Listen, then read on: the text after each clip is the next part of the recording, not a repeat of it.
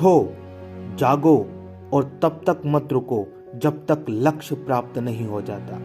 ऐसे कई महान विचारों को भारत तथा विश्व में फैलाकर विश्व गुरु और महान दार्शनिक बने स्वामी विवेकानंद जी के जीवन पर आज के एपिसोड में हम चर्चा करेंगे। स्वामी विवेकानंद का जन्म 12 जनवरी 1863 को कलकत्ता में हुआ था। उनके बचपन का नाम नरेंद्र नाथ दत्त था। स्वामी विवेकानंद बचपन में बहुत ही चंचल, बुद्धिमान और विलक्षण प्रतिभा के धनी थे।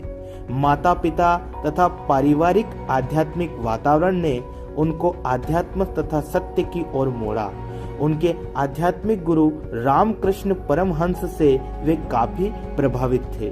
उन्होंने गुरु की मृत्यु के पश्चात आध्यात्मिक शिक्षा और संस्कृति को देश विदेश में फैलाया तथा 25 वर्ष की अवस्था में सन्यासी बनकर देश विदेश की यात्रा करते हुए वे अंत में 1893 में अमेरिका विश्व धर्म सम्मेलन में पहुंचे। वहां उनके 2 मिनट के भाषण के शुरुआती शब्दों sisters and brothers of America ने विश्व को उनका मुराद होने पर मजबूर कर दिया। भाषण के अंत में पूरी विश्व धर्म सम्मेलन सभा तालियों की गड़गड़ाहट से गूंज उठी। इसके बाद स्वामी विवेकानंद को साइक्लोनिक हिंदू की भी संज्ञा दी गई। इन्होंने अपने गुरु के ज्ञान तथा आध्यात्मिक शिक्षा के प्रचार प्रसार के लिए रामकृष्ण मिशन की स्थापना भी की थी। इन्होंने अपने ज्ञान के प्रचार के लिए कई कृतियां जैसे कर्म योग, राजयोग, ज्ञान योग, भक्ति योग तथा वेदांत पर भी महत्वपूर्ण कार्य किया। इसके बाद इनके जन्म दिवस को युवा दिवस के रूप में भी मनाया जाने लगा। स्वामी विवेकानंद का मानना था युवा इस देश की स्थिति को बदल कर रख सकता है।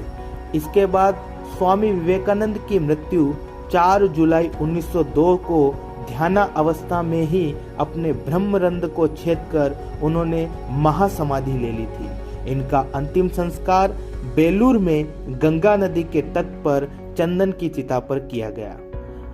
वीडियो के अंत में उनका एक और महान विचार, एक विचार लो, उस विचार को अपना जीवन बना लो, उसके बारे में सोचो, उसके सपने देखो, उस विचार को जियो, अपने मस्तिष्क, मांसपेशियों, नसों, शरीर के हर हिस्से में उस विचार को डूब जाने दो और अन्य विचारों को किनारे कर दो। यही सफल होने का तरीका है।